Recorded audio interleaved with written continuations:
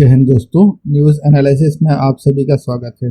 दोस्तों, आज का टॉपिक तो आप थंबनेल देख के ही समझ गए होंगे कि आज हम किस विषय में बात करने वाले हैं। आप सभी लोगों को पता होगा कि पाकिस्तान की हालत आजकल कैसी है, लेकिन पाकिस्तान की ऐसी हालत क्यों है यह बहुत कम लोग ही जानते होंगे। आज हम इसी बारे में बात करेंगे।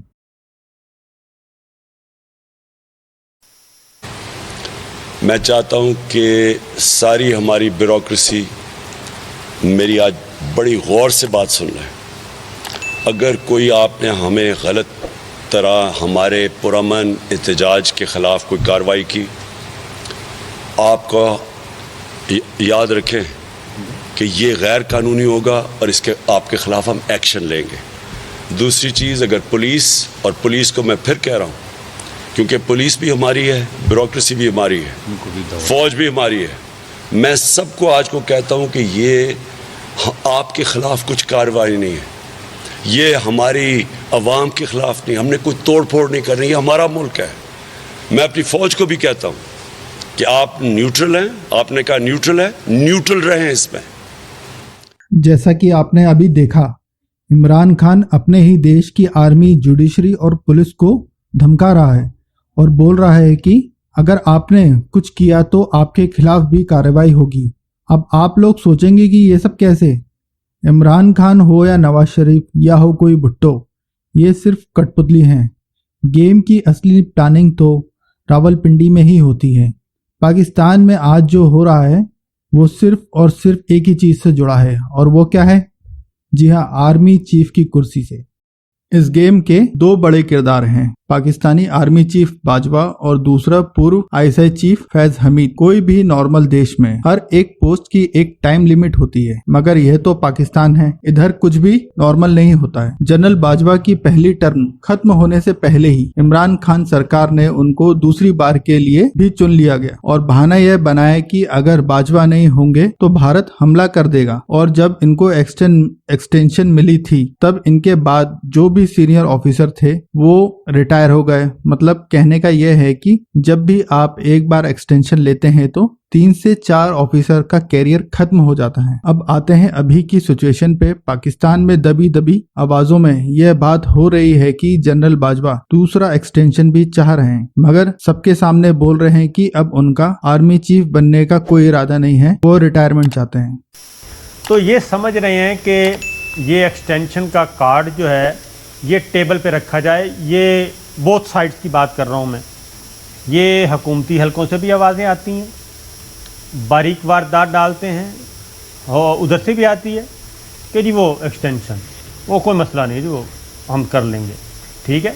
यही काम नवाज़ लीग कर रही है और कभी सोशल मीडिया पे ये ख़बरें चलाई जाती हैं इनडायरेक्टली, और कहीं ना कहीं ट्विस्ट करने की कोशिश ग्रिल करते रहते हैं। तो और हर चीज़ को जोड़ा जा रहा है एक्सटेंशन से। रूल्स बिल्कुल अलाउ करते हैं। अगली बात मैं आपको बता दूं कि 64 ईयर्स जो आर्मी एक्ट में अमेंडमेंट हुई इसमें करते हैं। मैं धड़ल्ले से ये आज खबर दे रहा हूँ, ये जनवरी की आज 4 तारीख है, नोट कर लें कि army chief general Qamar Javed Bajwa ने टेबल से वो तमाम किसी का भी टेबल है, एक्सटेंशन का जो कार्ड है वो उठा के ये फाड़ दिया है और फाड़ के उन्होंने टोकरी में डाल दिया है कि ये है ही नहीं, कार्ड ही टेबल पे नहीं है। और मैं नवंबर 2022 में अल्लाह के फजलो करम से अपने ओहदे से बाइज़्ज़त तरीके से घर जाऊंगा। There is no question regarding extension. ये है खबर चौधरी साहब, अगर कोई चैलेंज करता है ये एक्सटेंशन का कार्ड जिससे सारा हर कोई खेलना चाहता है, वो उन्होंने फाड़ के ये फेंक दिए टोकरी में। दोस्तों, यह पाकिस्तानी एंकर शाबिर शाकिर की वीडियो क्लिप और डेली टाइम्स और फर्स्ट पोस्ट का आर्टिकल देखा, और भी बहुत सारे आर्टिकल और वीडियोस हैं। इन सभी में एक ही बात बताई गई है कि आर्मी चीफ एक्सटेंशन नहीं चाहते हैं। मगर सोचने की बात यह है कि अगर आर्मी चीफ सच में एक्सटेंशन नहीं चाहते हैं तो पिछले 4-5 महीनों से यह बात हो ही क्यों रही? अब आते हैं शतरंज के दूसरे खिलाड़ी की तरफ। फैज हमीद, यह पुराने आईएसआई चीफ थे, ज़्यादा पुराने नहीं, अभी जो आईएसआई चीफ हैं उससे पहले। और अफगानिस्तान से अमेरिकन को भगाने का क्रेडिट इन्हीं को जाता है, और ऐसा पाकिस्तानी लोग सोचते हैं। इमरान खान और फैज़ हमीद में कनेक्शन क्या है? फैज़ हमीद इमरान खान की सरकार के सबसे बड़े सपोर्टर बन के उभरे। लेकिन बतौर DGISI उनकी क्या खिदमत रही हैं, आइए एक नजर डालते हैं।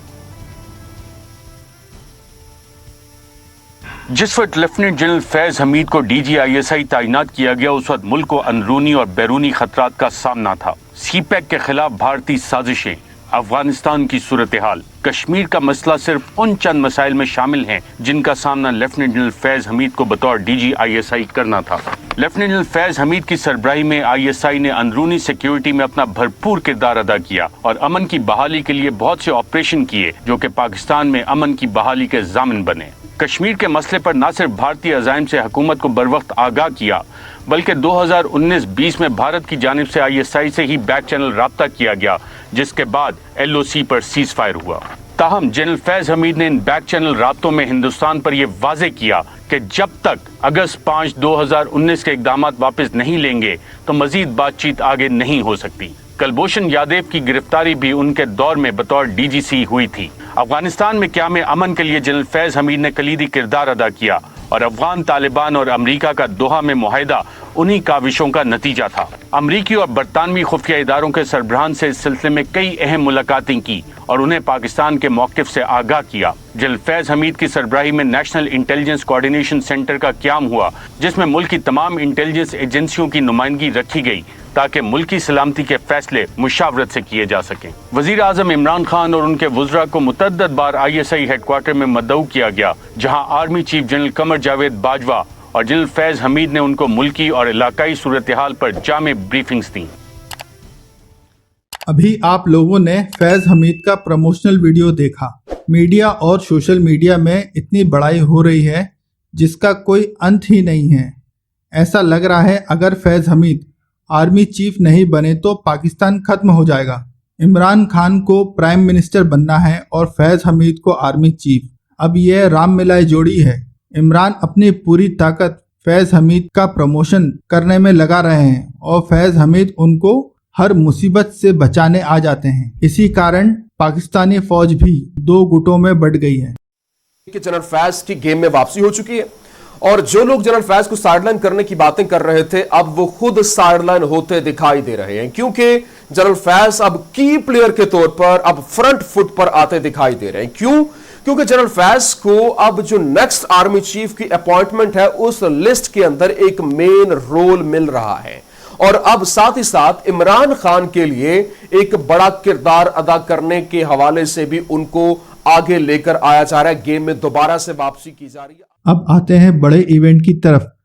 25 मई को PTI लॉन्ग मार्च करती है और पूरे पाकिस्तान में हर बड़े शहर में अफरा तफरी का माहौल बना हुआ था।